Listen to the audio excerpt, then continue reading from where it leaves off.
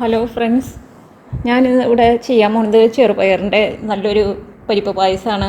എല്ലാവർക്കും ഇഷ്ടമാവും, എല്ലാവരും ചെയ്ത് നോക്കണം. നമ്മൾ കടൽപ്പരിപ്പൊക്കെ ഉപയോഗിച്ച് ചെയ്യാറുണ്ട്, അതേമാതിരി തന്നെ ചെറുപയറിൻ്റെ പരിപ്പാണ്. അതിനായിട്ട് ചെറുപയറിൻ്റെ പരിപ്പ് നമ്മൾ ഒരു ഗ്ലാസ് എടുത്ത് ഒരു പാനിലിട്ട് നന്നായിട്ട് ഇളക്കി കൊടുക്കുക. ഒന്ന് ലൈറ്റ് ബ്രൗൺ ആവുന്നത് വരെ നമ്മളൊന്ന് ഇളക്കി കൊടുക്കണം. അങ്ങനെ ചെയ്താലാണ് നല്ല ടേസ്റ്റ്. അല്ലാണ്ടും ഉപയോഗിക്കാം, പക്ഷേ ഇങ്ങനെ റോസ്റ്റ് ചെയ്തിട്ട് നമ്മൾ ഉണ്ടാക്കുമ്പോൾ ലൈറ്റ് ബ്രൗൺ ആയാൽ മതി. ഉണ്ടാക്കുമ്പോൾ കുറച്ച് ടേസ്റ്റ് കൂടും. അങ്ങനെ റോസ്റ്റ് ചെയ്തതിന് ശേഷം ലൈറ്റ് ബ്രൗൺ ആയതിനു ശേഷം അത് നമ്മൾ കഴുകിയെടുത്ത് നമ്മൾ കുക്കറിലേക്ക് ഇട്ട് കൊടുക്കുകയാണ്. അതിന് കുക്കറിലേക്ക് ഇട്ട് നമ്മൾ ആവശ്യത്തിന് ഒരു 3 തേങ്ങയുടെ 3/4 പാലാണ്, ഒരു 3 കപ്പ് എടുക്കും. ഇപ്പോൾ പാൽ കുറവാണെങ്കിൽ അതിനനുസരിച്ച് വെള്ളം ചേർത്താൽ മതി. അപ്പോൾ 3 കപ്പ് വെള്ളം ഒഴിച്ചിട്ട്, അല്ലെങ്കിൽ തേങ്ങാപ്പാലിൻ്റെ 3/4 പാൽ ഒഴിച്ചിട്ട് നമ്മളത് കുക്കറിലിട്ട് ഒരു 3-4 വിസിൽ കൊടുക്കാം. 3-4 വിസിലിനുള്ളിൽ അത് അത്യാവശ്യം വെന്തുണ്ടാവും. പിന്നെ നമ്മൾ ഇത് പായസം ഉണ്ടാക്കി കഴിയുമ്പോഴേക്കും പോരായിയുള്ളത് വെന്തുണ്ടാവും. അപ്പോൾ 3-4 വിസിൽ കഴിയുമ്പോൾ നമുക്കത് മാറ്റി വയ്ക്കാം, ഓഫ് ചെയ്യാം തീ. അതിനുശേഷം നമുക്ക് ഒരു മിക്സിയുടെ ജാറിലേക്ക് കുറച്ച് ഏലക്കായ, ചുക്ക് ഒരു കഷ്ണം, പിന്നെ ചെറിയ ജീരകം, ഇതെല്ലാം കൂടിയിട്ട് നന്നായിട്ട് പൊടിച്ചെടുക്കണം.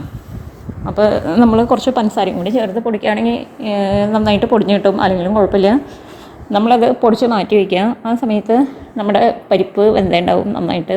അത് നമുക്ക് വേറൊരു പാത്രത്തിലേക്ക് മാറ്റിയെടുക്കാം. അതിനുശേഷം നമ്മൾ ശർക്കരയുടെ പാനി ഒഴിച്ച് കൊടുക്കുക. അത് നന്നായിട്ട് ഇളക്കി കൊടുക്കുക. അത്യാവശ്യം വെള്ളം വറ്റിച്ചെടുക്കുക.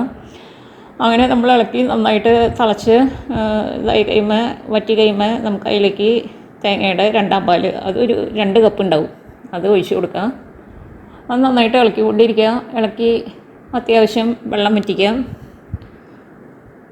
ആ സമയത്ത് നമുക്ക് ഇത് പൊടിച്ച് വെച്ചിരിക്കുന്ന ഏലക്കായും ചുക്കും ജീരകവും കൂടി ചേർത്ത് കൊടുക്കുക. അത് നന്നായിട്ട് ഇളക്കി യോജിപ്പിക്കുക അതിൻ്റെ കൂടെ. ഈ സമയത്ത് അതിന് ശേഷം നമുക്ക് ഒരു ടീസ്പൂൺ നെയ്യ് ഒഴിച്ച് കൊടുക്കാം. നെയ്യ് ഒഴിച്ചാൽ നല്ല ടേസ്റ്റാണ് പായസത്തിന്. അപ്പോൾ നമുക്ക് നെയ്യ് ഒഴിച്ച് കൊടുക്കാം. അതും നമുക്ക് നന്നായിട്ട് ഇളക്കി യോജിപ്പിക്കാം. അങ്ങനെ അത്യാവശ്യം വെള്ളം വറ്റി കഴിയുമ്പോൾ നമുക്ക് തേങ്ങയുടെ 1/4 പാൽ ഒഴിച്ച് കൊടുക്കുക. 1/4 പാൽ ഒഴിച്ചതിന് ശേഷം നമുക്ക് അധികം തിളപ്പിക്കരുത്. ജസ്റ്റ് തിള വന്ന സമയത്ത് നമുക്ക് അത് ഓഫ് ചെയ്യണം, തീ ഓഫ് ചെയ്യണം. അങ്ങനെ നമ്മൾ ഇളക്കി കൊടുത്ത് തിള വന്ന സമയമായപ്പോൾ നമ്മൾ ഓഫ് ചെയ്തു.